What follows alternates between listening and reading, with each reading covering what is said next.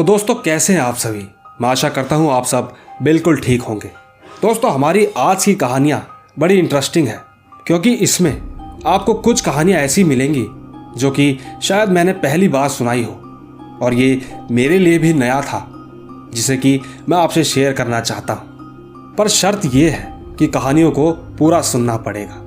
बाकी रही बात मेरे चैनल की, तो अगर आप पहली बार मेरे इस चैनल पर आए हैं तो चैनल को अभी सब्सक्राइब करके बेल बटन ऑल पे कर लीजिए। साथ ही अगर आप चाहते हैं कि मैं आपकी कहानियों को अपनी आवाज़ दूं तो आप मुझे इंस्टाग्राम पर मैसेज कर सकते हैं। मेरी आईडी है महेश आर्या यूट्यूबर। मैं आपको वहीं मिलूंगा। तो दोस्तों बिना देरी किए जल्दी से अपने अपने हेडफोन लगाएं और शुरू हो जाएं मेरे यानी महेश के साथ।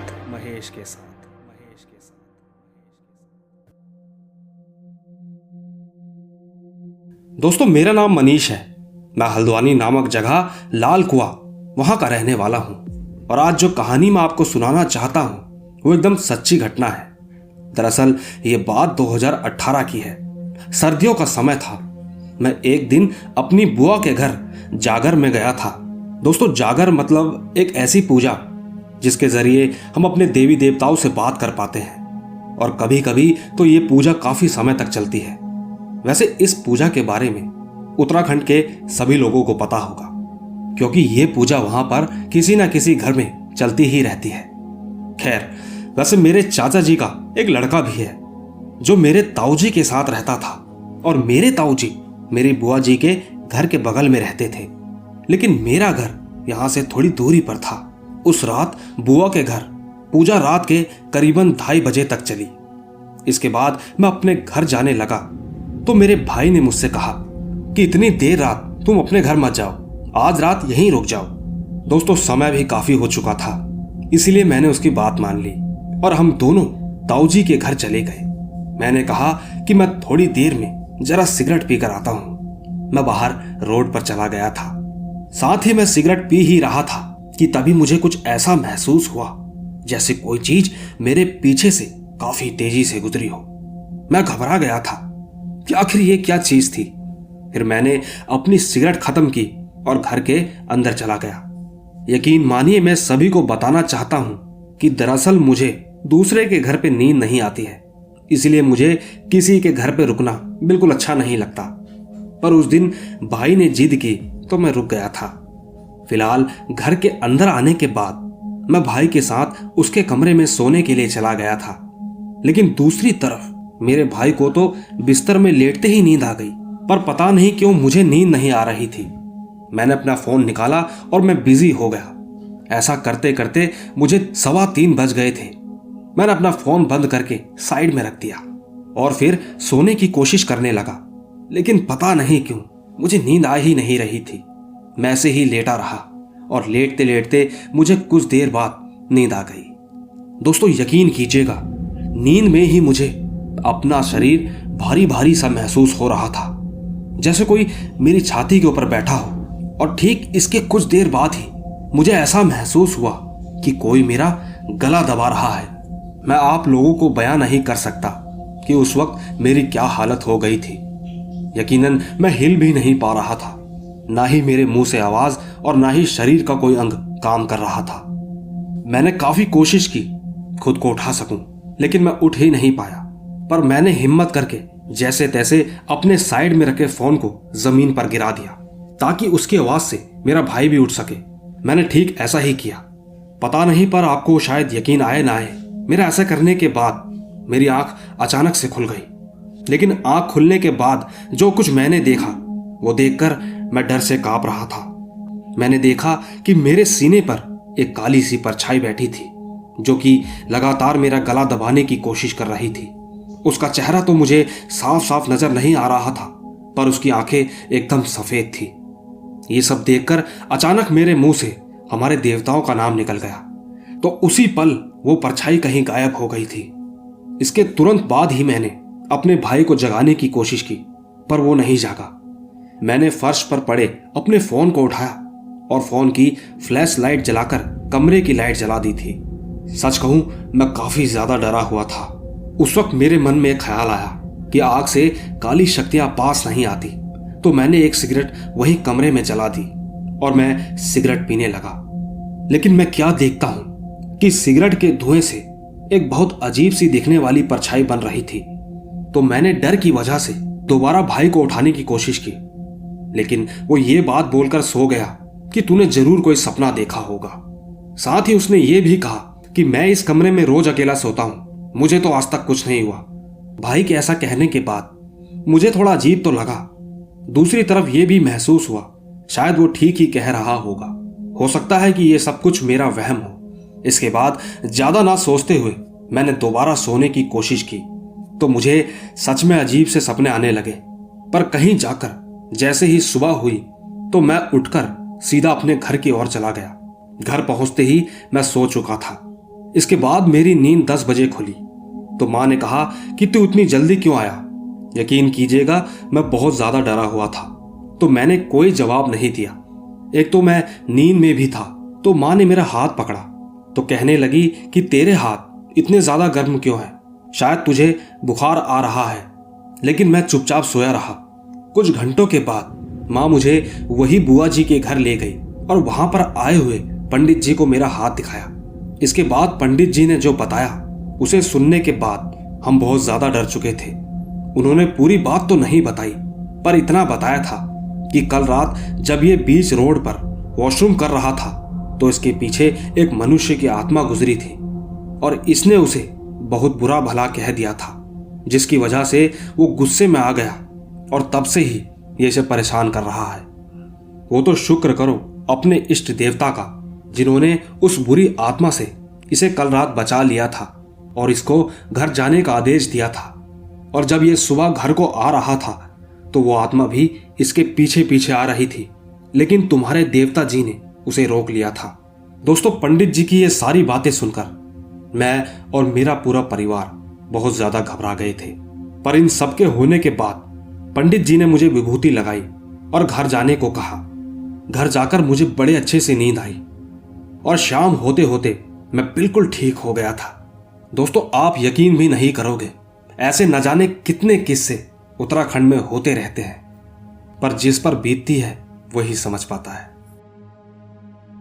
तो दोस्तों, देखा आपने, रहस्य इतने सारे होते हैं, इंसान कब क्या गलती कर जाए किसी को मालूम नहीं होता।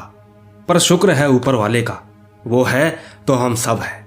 बाकी आपको इनकी कहानी कैसी लगी नीचे कमेंट में जरूर बताइएगा। साथ ही चलते हैं अपनी दूसरी कहानी की तरफ। दोस्तों, मेरा नाम रोहित कुमार झा है। मैं जमशेदपुर झारखंड का रहने वाला हूं और आज जो कहानी मैं आपको सुनाने जा रहा हूं वो मेरी ही कॉलोनी में घटी एकदम सच्ची घटना है। दोस्तों, दरअसल ये बात साल 2000 की है, जब मेरा जन्म भी नहीं हुआ था। मेरी कॉलोनी का नाम मिथिला है। यहाँ हमने कई साल पहले जमीन ली थी पर घर नहीं बनवाया था। हमें यहाँ आए हुए 5 साल ही हुए हैं। 5 साल पहले ही हमने यहाँ पर अपना घर बनवाया है। दरअसल बात यह है कि यहाँ पर एक बहुत बड़ा दलाल रहता था। वो बहुत पैसे वाला अमीर आदमी था। सब उसको मिश्रा जी कहकर बुलाते थे। वो लोगों को लोन भी दिया करता था पर इंटरेस्ट रेट बहुत ज्यादा रखते थे। काफी सारे गलत काम करके उन्होंने खूब पैसा कमाया। उन्होंने 2 शादियां भी की हुई थी। पहली बीवी उन्हें छोड़कर चली गई थी, लेकिन उनकी बीवी का एक भाई था जिसका नाम राम था। उनकी उससे काफी अच्छी बातचीत थी। मिश्रा जी के घर में उनकी दूसरी बीवी और उनके 2 बच्चे रहते थे, एक लड़का और एक लड़की। एक दिन मिश्रा जी की बेटी का जन्मदिन था। उन्होंने पहली बीवी के भाई को बुलाया था। उस दिन जन्मदिन की पार्टी के बाद सब अपने अपने घर को चले गए तो धोखे से राम ने खीर में जहर मिलाकर उनको खिला दिया था, जिसकी वजह से उनकी मौत हो गई। लोगों का कहना था कि ये सब बदले के भाव से किया था, क्योंकि मिश्रा जी ने उसकी बहन को तलाक दे दिया था। वो ये सब करके वहां से चला गया था। फिर कुछ दिनों बाद उनकी लाश से बदबू आने लगी थी। तब आसपास में रहने वाले लोगों ने पुलिस को बताया। पुलिस वहां आई और इन्वेस्टिगेशन चालू कर दी। इसके बाद सारी बात पता चली। उन दिनों ये खबर बहुत चर्चा में हुआ करती थी और ठीक इसी बीच जब ये सब चल रहा था तो उस दौरान पूरी कॉलोनी में काफी मनुष्यत छा गई थी। लोगों का कहना था कि उन दिनों रात हो या सुबह बहुत ही कम लोग कॉलोनी में दिखाई देते थे और रात को सड़कों से बहुत अजीब अजीब आवाजें आती थी। हमारे जान पहचान वाले बताते थे कि रात को दरवाजे पर किसी की दस्तक देना एक आम बात हो गई थी। उन दिनों हमारी कॉलोनी में आज के मुकाबले इतने ज्यादा घर नहीं हुआ करते थे। अगर रात को कोई भी घर से निकलता तो ऐसा लगता था कि जैसे चारों तरफ से कोई आवाज दे रहा है। इसी वजह से अक्सर सिर दर्द करने लगता था। वहां के कुछ लोगों का कहना है कि मिश्रा जी की आत्मा सड़कों, छतों या पेड़ों के आसपास नजर आती थी। उन दिनों हमारे कॉलोनी में कम से कम 8 लोगों की मौत हो चुकी थी। लगातार हर बार अजीब तरह से ही होती थी, जिसमें एक आदमी ने अपने आप को आग लगा ली तो दूसरे ने छत से कूदकर अपनी जान दे दी। एक बार तो दोपहर का वक्त था। एक साड़ी बेचने वाला मिश्रा जी के घर के सामने खड़ा था तो वहीं पास के एक घर से एक औरत ने पूछा कि भैया इतनी देर से यहाँ पर क्यों खड़े हो। तो उसने मिश्रा जी के घर की तरफ इशारा किया और कहा कि इस घर से एक औरत निकलकर साड़ी देखकर गई है और मुझसे कहा है कि यहीं पर रुकना, मैं पैसे लेकर आती हूँ। लेकिन वो अभी तक आई नहीं है। उस साड़ी वाले की बात सुनने के बाद दोस्तों जब उस औरत ने ये बात सुनी तो उसने साड़ी वाले के पास जाकर उसको सारी बात बताई। उस औरत की पूरी बात सुनकर साड़ी वाले के पसीने छूट गए। फिर वो हमारी कॉलोनी में दोबारा कभी नहीं आया। दोस्तों इसी बीच जो इंस्पेक्टर इस केस की इन्वेस्टिगेशन कर रहा था उसे उस दौरान मिश्रा जी के घर से काफी पैसे और गहने मिले थे और ठीक उसी केस के दौरान उनकी बहुत रहस्यमय तरीके से मौत हो गई थी। उस वक्त यहाँ के लोगों का जीना बेहद मुश्किल हो गया था। इस कॉलोनी में लोगों के घरों के आसपास उनके बच्चों और बीवी की आत्मा उनके घर के बालकनी में घूमते हुए नजर आते। इतना सब कुछ हो जाने के बाद हमारी ही कॉलोनी के एक बहुत बड़े ज्ञानी पंडित ने अपने जानकार तांत्रिक बाबा को बुलाकर हमारी कॉलोनी में बहुत बड़ा हवन करवाया था। तब जाकर कहीं उनके परिवार की आत्माओं को शांति मिली और तभी से सब कुछ ठीक हुआ है। अब हमारी कॉलोनी में ऐसा कुछ नहीं होता है और हम सभी लोग शांति से रहते हैं। लेकिन दोस्तों जब भी हम वो समय को याद करते हैं तो आज भी बहुत ज्यादा डर जाते हैं। तो दोस्तों ये थी रोहित कुमार झा की कहानी। इसमें हमें मर्डर मिस्ट्री के साथ साथ उनके देखे जाने के बारे में भी पता चला। पर फिलहाल वो किसी को दिखे या नहीं, लेकिन उस दौरान लोगों की मौत होना ये एक बहुत बड़ा धक्का लगने वाली बात है, क्योंकि हम जिस जगह पर रहते हैं अचानक वहां 2-3 लोग अजीब अजीब तरह से मर जाएं तो यकीनन दिल पसीज जाता है। बाकी आपको इनकी कहानी कैसी लगी नीचे कमेंट में जरूर बताइएगा। फिलहाल चलते हैं हम अपनी तीसरी कहानी की तरफ। दोस्तों मेरा नाम हर्ष वाघेला है और आज मैं आपको मेरे मामा जी के साथ घटी एक सच्ची घटना के बारे में बताना चाहता हूँ। ये उन दिनों की बात है जब मेरे मामा जी फर्स्ट ईयर कॉलेज में पढ़ रहे थे।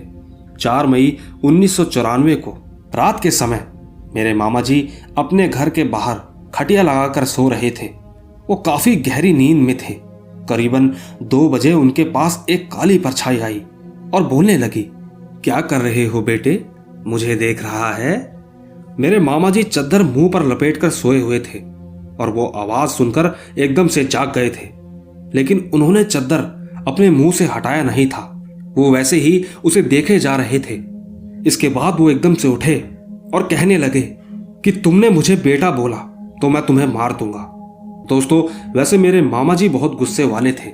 वो हमेशा अपनी खाट के नीचे एक लकड़ी रखते थे, तो वो अचानक से उस लकड़ी को उठाकर उसे मारने गए, लेकिन वो उसे मार पाते इससे पहले ही वो परछाई मेरे मामा जी से चिपक गई और मामा जी कुछ बोल नहीं पा रहे थे। वो जोर जोर से बोलने की कोशिश कर रहे थे, लेकिन उनकी आवाज किसी को नहीं सुनाई दे रही थी। उन्होंने अपनी पूरी ताकत लगा दी थी, लेकिन उनकी आवाज कोई नहीं सुन रहा था, ना ही घर वाले और ना ही पड़ोसी। इसके बाद मामा जी ने मन ही मन भगवान का नाम लिया और वहीं पास में माता जी का मंदिर था और वहीं पास में माता जी का कुछ सामान रखा हुआ था, तो उन्होंने उसको उठाकर अपने ऊपर गिरा दिया। यकीन मानिए तभी कुछ विस्फोट सा हुआ था, मानो उस परछाई के कब्जे से वो आजाद हो गए हो। और इसके ठीक बाद ही मामा जी की आवाज भी निकलने लगी। वो अपने हाथ पैर भी हिलाने लगे थे। पर लेकिन इन सब के बाद वो काफी ज्यादा डरे हुए थे। डर की वजह से फिर मामा जी घर के अंदर आ गए। उस वक्त उन्हें इतना ज्यादा पसीना आया था कि उन्होंने अपनी टी शर्ट से सारा पसीना निचोड़ा। इसके बाद इस घटना के बारे में उन्होंने घर वालों को बताया और तब से लेकर 1 महीने तक वो बीमार ही रहे। थक हार कर जब उन्होंने तांत्रिक बाबा जी को बुलाया तो उन्होंने कहा कि जहां पर आप लोग रहते हो वहां पर पूरा एरिया अघोरी का था, इसीलिए इसको ऐसा दिखाई दिया था। लेकिन उस वक्त तांत्रिक ने अपने मंत्रों से सब कुछ ठीक कर दिया था। उनके घर के आसपास मंत्रों वाला धागा बांध दिया था, जिसकी वजह से तब से आज तक कोई भी वहां दिखाई नहीं दिया। लेकिन एक बात मैं आपसे कहना चाहता हूं कि किसी ने सच कहा है कि जब हमारे बड़े हमें कुछ बोलते हैं तो हमें उनकी बात मानने से इनकार नहीं करना चाहिए। ठीक इसी तरह मेरे नाना जी ने भी मामा जी को पहले ही कहा था कि आज तुम बाहर मत सोना, क्योंकि तुम्हारे साथ कुछ बुरा होने वाला है। लेकिन जवानी के जोश में मामा ने सुनी अनसुनी कर दी। वैसे हमारा मानना तो यही है, घर पर बने माताजी के मंदिर की वजह से बच गए थे। बाकी आपको जो ठीक लगे नीचे कमेंट में जरूर बताइएगा। तो दोस्तों, ये थी हर्ष जी की कहानी। इस कहानी में हमें कुछ नया देखने को मिला है, क्योंकि इससे पहले ये बात आज तक किसी कहानी में नहीं आई। तो मैं आपसे गुजारिश करूंगा कि अगर आपको इस कहानी के बारे में कुछ भी कहना है तो नीचे कमेंट में जरूर बताइएगा, क्योंकि कहानी हमारे पास बहुत सारी है। इसीलिए अब हम चलते हैं अपनी चौथी कहानी की तरफ। दोस्तों, इस कहानी में मैं सभी का वास्तविक नाम छुपा रहा हूं, लेकिन मैं आपको कहानी की तरह ही सुनाऊंगा। आइए सुनते हैं। दोस्तों, मेरा नाम रोहित है। मैं उत्तर प्रदेश के जिला बलरामपुर से हूं और आज जो कहानी आप सुनेंगे वो बिल्कुल सच बात है। दोस्तों, दरअसल ये बात सन 2014 की है, जब मेरी उम्र 17 साल की थी और मैंने एक नई बाइक पल्सर 150 सीसी ली थी। साथ ही उसी समय मैं 11th क्लास की पढ़ाई के लिए एक नए स्कूल में एडमिशन ले रखा था। आपको तो पता ही है कि इस उम्र में बच्चों का दिमाग थोड़ा अलग होता है, क्योंकि इस उम्र में सभी लोग टीनेजर होते हैं, जिसके कारण वो कभी कभार गलत रास्ता भटक जाते हैं, क्योंकि उस समय गलत रास्ता भी सही लगता है। पर यकीन कीजिए, अब मैं उन सब गलत बातों को सोचता हूँ जो कि मैंने उस वक्त की थी, तो ऐसा लगता है कि हम लोग कितने गलत थे। यकीन कीजिएगा, उस समय में लड़कियों को लाइन मारना और उनको अपना नंबर देना मुझे ऐसा लगता था जैसे मैं बहुत बड़ा काम कर रहा हूँ। एक दिन शनिवार की रात थी। उस समय मैं और मेरा दोस्त, जिसका नाम विशाल है, हम दोनों रात के करीब 9 बजे बियर पीकर बस अपने इलाके के पास ही घूम रहे थे। तो ठीक हमारे स्कूल के बगल में एक कॉलोनी है, तो उस गली में मेरा दोस्त बाइक लेकर गया। तो उसने मुझसे कहा कि भाई देखा। मैंने पूछा क्या? तो उसने कहा कि देख भाई, कितनी खूबसूरत लड़की है। मैंने कहा अच्छा, मैंने तो नहीं देखा। इसके बाद उसने तुरंत अपनी बाइक की लाइट जलाई तो वो लड़की अपने गेट पर खड़ी थी और तभी उसने हॉर्न बजा दिया, जिसके बाद वो लड़की हमारी तरफ देखने लग गई थी। बाइक की हेडलाइट की रोशनी जब उसके चेहरे पर पड़ी तो वो सच में बेहद खूबसूरत थी।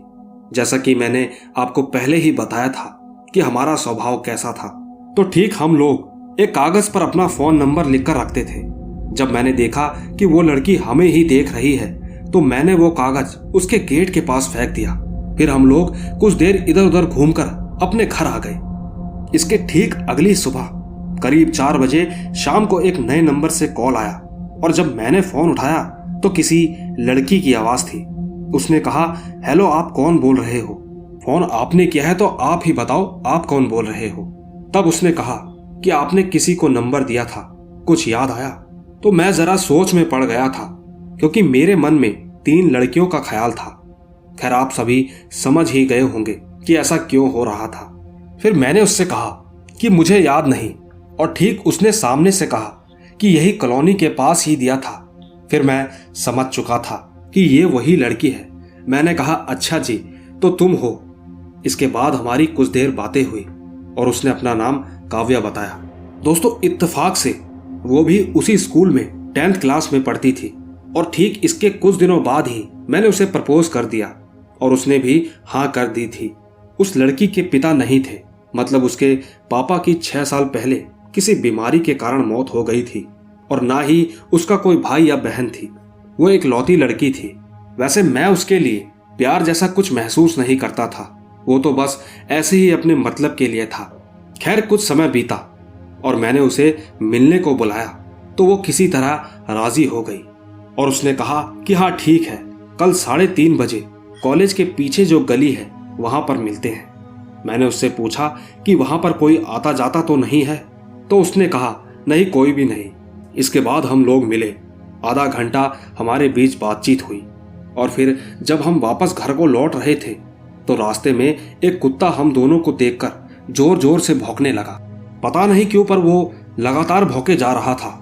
मैंने एक पत्थर उठाया तो वो थोड़ी दूर चला गया, लेकिन वो वहां से भी भौंक ही रहा था। इसके बाद हम थोड़ा आगे चले गए तो मैंने काव्य से कहा कि तुम अपने घर चली जाओ, मैं दूसरी तरफ से अपने घर चला जाऊंगा। इसके बाद मैं चलने लगा और जब मैंने पीछे मुड़कर देखा तो वो जाते जाते भी कुत्ते की तरफ ही देख रही थी। मैंने उससे कहा कि डरो मत, ये काटेगा नहीं। इसके बाद वो थोड़ा और आगे गई तो वो जोर से चिल्लाने लगी। मैंने उसकी चीख सुनी और मैं उसकी तरफ भाग गया। मुझे लगा शायद कुत्ते ने काट लिया, लेकिन जब मैं वहां पहुंचा तो नजारा देखा तो मेरे होश उड़ चुके थे। कुत्ता जमीन पर तड़प रहा था, उसके मुंह से खून निकल रहा था। तो मैंने तुरंत काव्य से पूछा कि तुमने इसे किस चीज से मारा जो इसकी ऐसी हालत हो गई। काव्य एकदम चुप थी और फिर मुझे भी कहीं ना कहीं डर लग रहा था। मैंने उससे कहा ठीक है तुम छोड़ो इसे, तुम अपने घर जाओ, और वो चुपचाप चली गई। इसके बाद मैं भी अपने घर आ गया। यकीन मानिए मैं इन सब के बारे में सोच रहा था, तो सोचते सोचते मैंने सोचा एक बार फोन करके पूछ ही लेता हूं। और मैंने जब पूछा तो उसने कहा कि मुझे कुछ नहीं पता, मैंने तो उसे छुआ भी नहीं था। और तो और जब से मैं वहां से आई हूं तब से मेरा सिर बहुत तेज दर्द कर रहा है।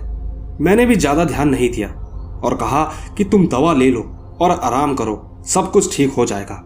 दोस्तों इसके कुछ दिन बाद एक दिन करीब शाम के 5 बजे काव्य का फोन आया। उसने मुझसे कहा कि एक गुड न्यूज है। तो मैंने कहा अच्छा वो क्या है। उसने कहा कि माँ आज शादी में जा रही है, वो रात को करीबन 11 बजे तक आएगी, तो क्या तुम 8 बजे तक यहाँ आ सकते हो। दोस्तों सच कहूँ तो मुझे इस पल का बेसब्री से इंतजार था। मैंने भी कहा हाँ आ जाऊंगा। फिर मैं भी करीब 8:30 बजे तक उसके घर पहुंच गया तो उसने मेरे लिए चाय बनाई और हम दोनों बातचीत करने लगे कि तभी बातों ही बातों में उसने कहा कि तुम्हें पता है वो कुत्ता कैसे मरा था। मैंने कहा कैसे, तो वो कहने लगी कि मैंने मारा था। इस बात पर मुझे हंसी आ गई थी और हंसते हुए मैंने उससे कहा कि अच्छा जी तुम तो बहुत बहादुर हो। एक तरफ मैं हंस रहा था कि तभी उसने मुझसे कहा कि तुझे भी दिखाऊं कैसे मारा था। मैंने उससे कहा कि अच्छा पहले आप फिर तुम और अब सीधा तू बोल रही हो। मेरे इतना कहते ही उसने गुस्से वाली आवाज में कहा कि तू मुझे मत सिखा।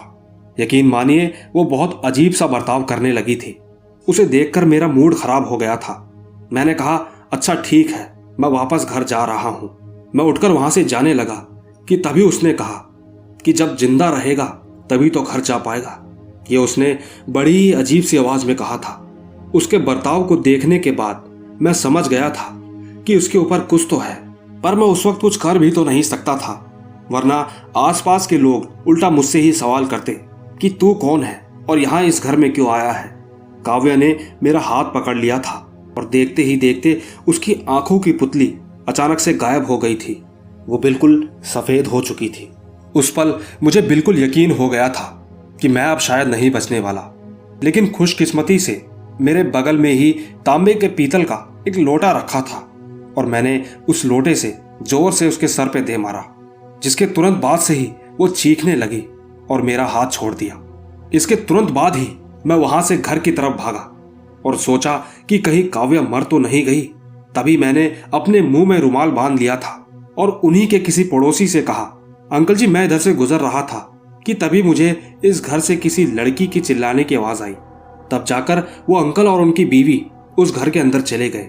मैंने भी काव्य को डर की वजह से 2 दिन तक फोन नहीं किया, लेकिन करीब 3 दिन बाद ही काव्य का खुद से ही फोन आया तो उसने बताया कि उस चोट से उसे कुछ खास नहीं लगी थी और मुझे मेरे पड़ोसी डॉक्टर के पास ले गए थे।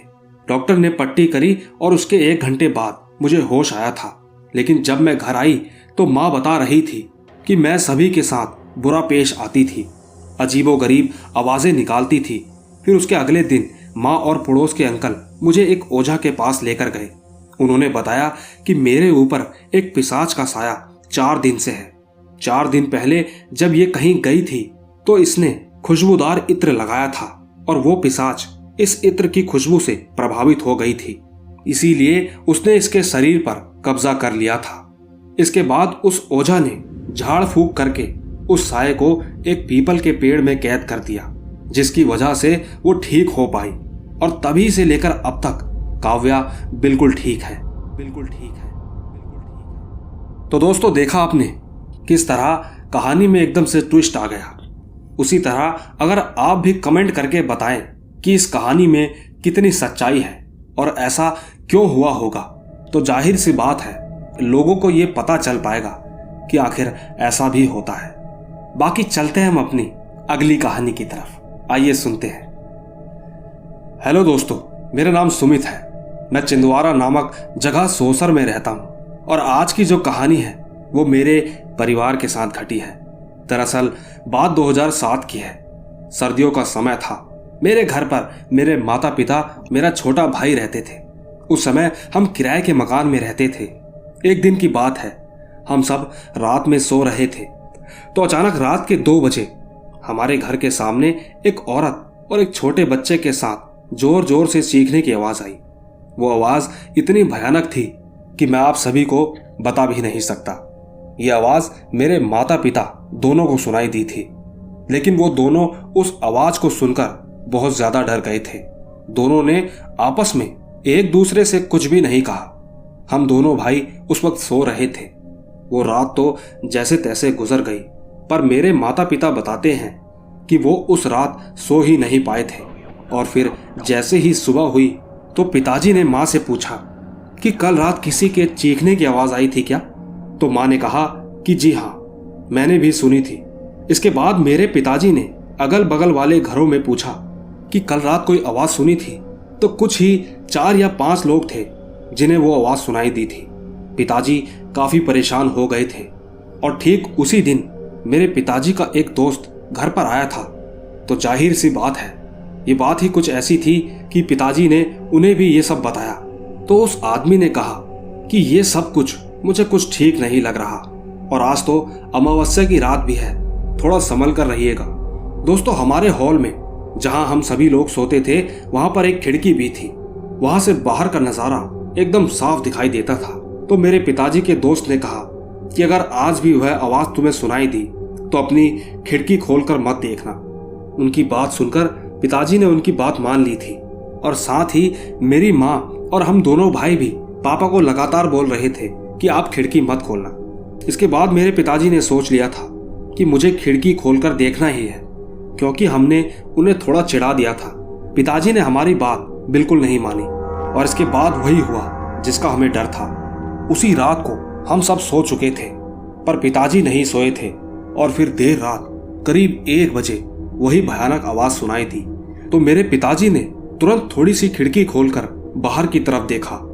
यकीनन वहां एक बहुत भयानक सी दिखने वाली औरत खड़ी थी, जिसका पूरा शरीर जला हुआ था।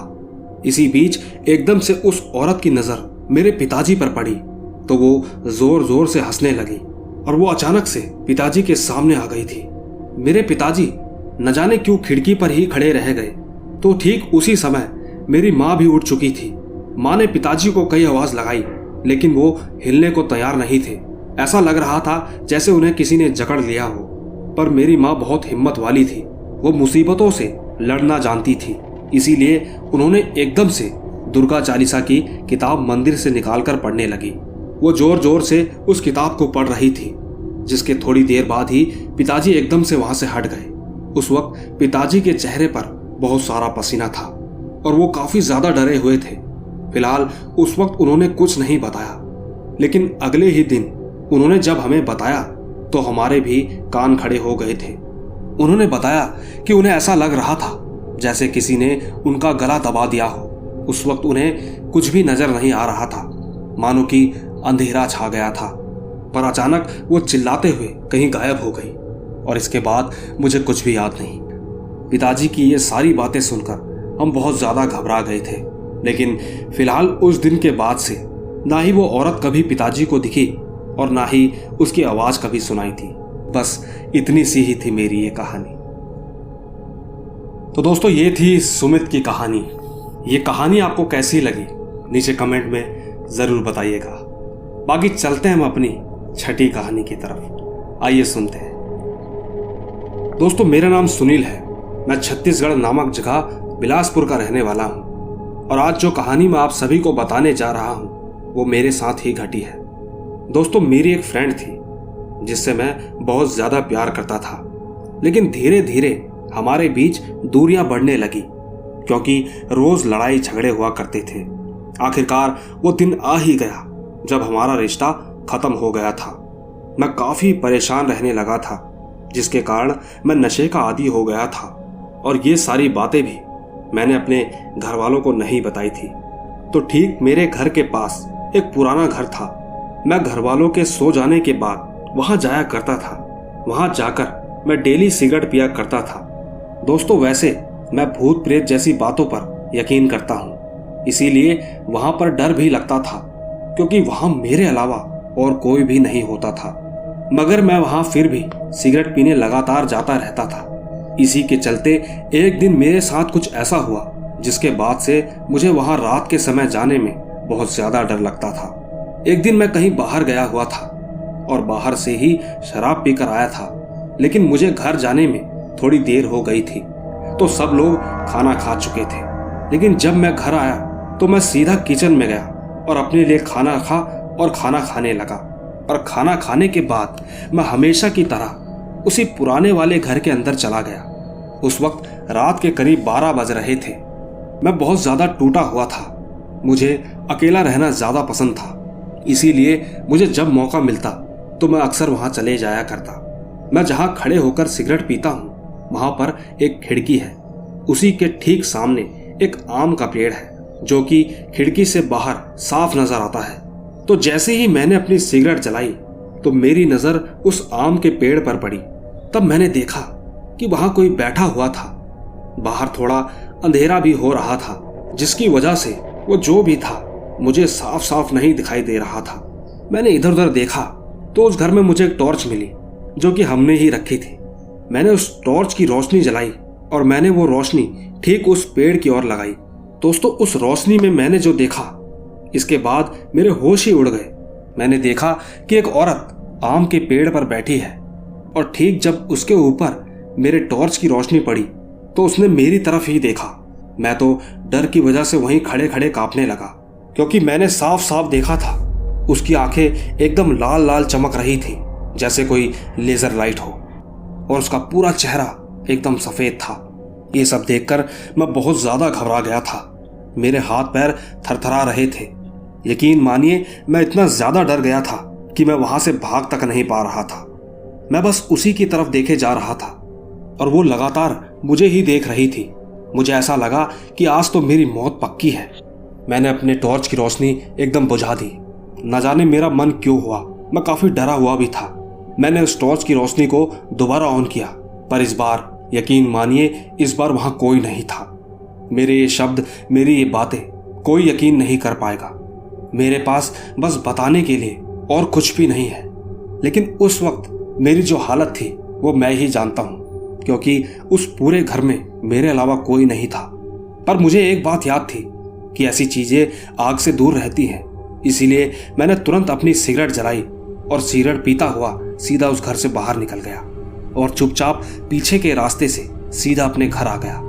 घर आने के बाद भी करीबन सुबह के 4 बजे तक मैं यही सब सोचता रहा और इसके बाद न जाने कब मुझे नींद आ गई। हालांकि आज भी मेरे रहने का तरीका तो वही है, पर अब मैं अक्सर दिन के समय ही वहां जाता हूं और वो भी अपने दोस्तों के साथ। पर दोस्तों, मैं आप सभी से ये कहना चाहता हूं कि गलत चीजों से हम कुछ हासिल नहीं कर सकते, उल्टा गलत से हमें गलत ही मिलता है।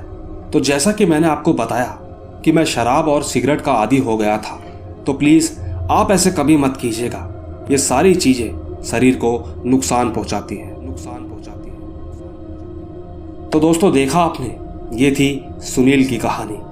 इस कहानी के साथ साथ हमें कुछ सीखने को भी मिलता है, और वो ये है कि गलत चीजों से हमें थोड़ा दूर रहना चाहिए। जिंदगी बहुत बड़ी है, हमें कुछ अच्छा और सही करना चाहिए। वैसे फिलहाल अब वक्त हो चुका है हमारी आखिरी कहानी का, जो कि एक जिनजादी की है, जिनजादी नागिन। आइए सुनते हैं। दोस्तों, मेरा नाम शैदुल कुरैशी है। मैं आसाम का रहने वाला हूं, और आज जो कहानी मैं आप सभी को बताना चाहता हूं वो भूत प्रेतों की नहीं बल्कि जिनजादी नागिन की है। दोस्तों, ये कहानी आज से 2 साल पहले की है, जब मैं कॉलेज में पढ़ाई किया करता था। उस समय मुझे कॉलेज में एक लड़की से प्यार हो गया था, तो ठीक हमारा रिश्ता भी लगभग 2 साल तक ही चला। इसके बाद उस लड़की ने मुझे धोखा दे दिया और किसी दूसरे लड़के के साथ चली गई। इस धोखे की वजह से मैं बहुत ज्यादा टूट चुका था। मैं बिल्कुल अकेला हो गया था। मुझे कुछ भी अच्छा नहीं लगता था, ना ही खाना खाने का मन करता और ना ही रातों को नींद आती। और तो और मैं इन सब चीजों की वजह से अपने ही परिवार से दूर होने लगा था, क्योंकि मैंने उनसे बातचीत करनी भी थोड़ी छोड़ दी थी। ठीक रात में घर वाले सो जाते थे तो मैं घर के बाहर चला जाता। मेरे घर के पास एक जंगल है, वहां पर एक बड़ा सा पेड़ था। मैं उसके नीचे जाकर बैठ जाता।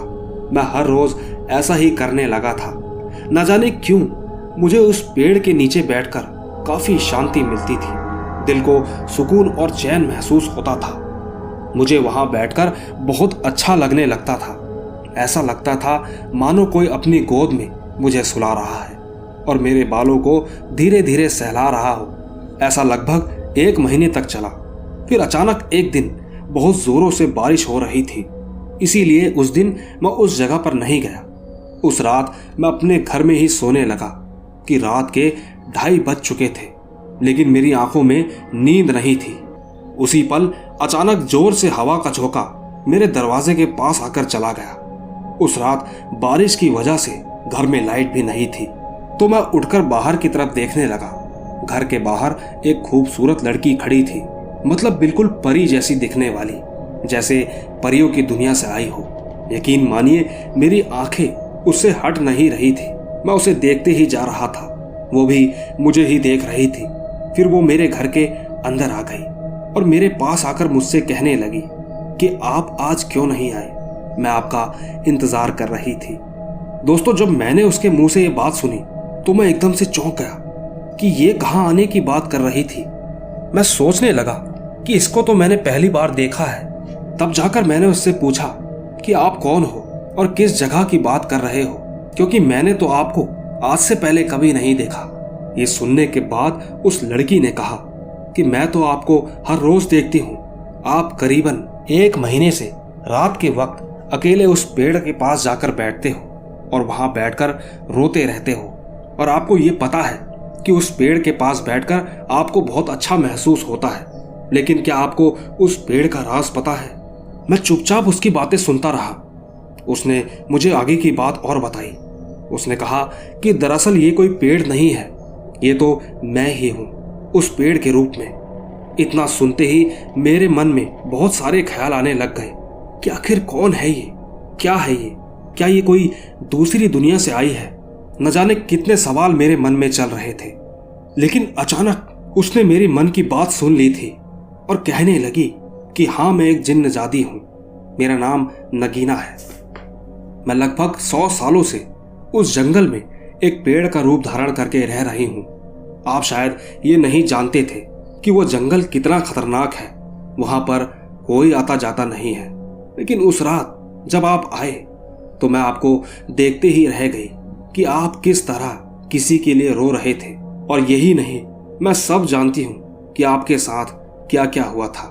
आप बहुत अच्छे इंसान हो, आपका दिल बहुत अच्छा है, शायद इसीलिए मुझे आपसे प्यार हो गया। पर आज मैं यहाँ आपसे ये जानना चाहती हूँ कि क्या आप मुझसे प्यार करते हो कि नहीं।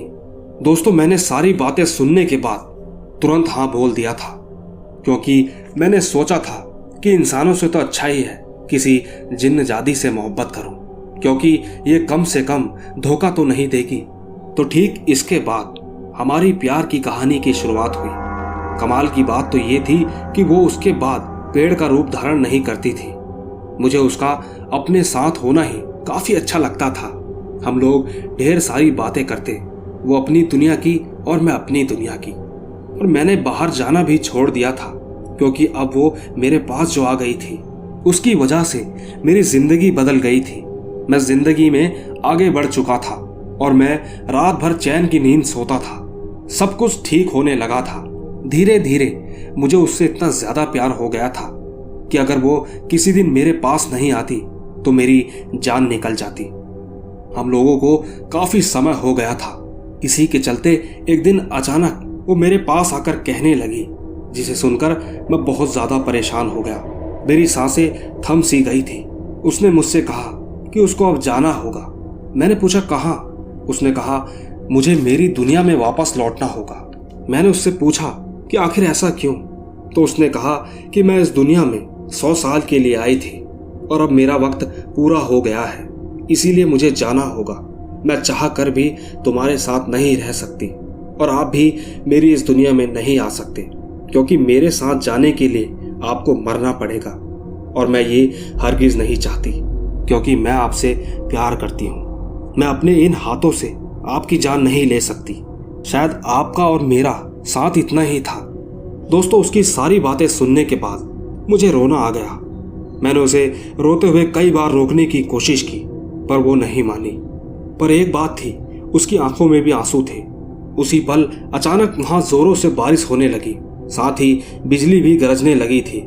उसी पल मेरी नगीना मुझसे हमेशा हमेशा के लिए कहीं दूर चली गई। लेकिन मैं आज भी उसे याद करता हूँ। वो आज भी मेरे दिल में है और हमेशा रहेगी। पर कहीं ना कहीं मेरे मन में यही रहता है कि आखिर वो कौन थी जो मुझे जीना सिखा गई। तो दोस्तों, ये थी सैदुल कुरैशी की कहानी।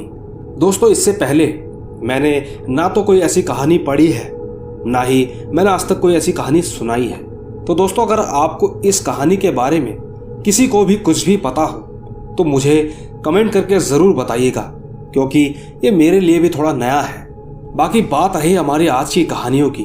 अगर आपको ये कहानी अच्छी लगी हो तो इसे लाइक, शेयर और कमेंट बिल्कुल कीजिएगा, क्योंकि आपको तो पता ही है मैं आपका कमेंट में हमेशा इंतज़ार करता रहता हूँ। बाकी मैं मिलूँगा आपको एक नई कहानी के साथ। तब तक के लिए बाय बाय। खुश रहें, अपना ख्याल रखें।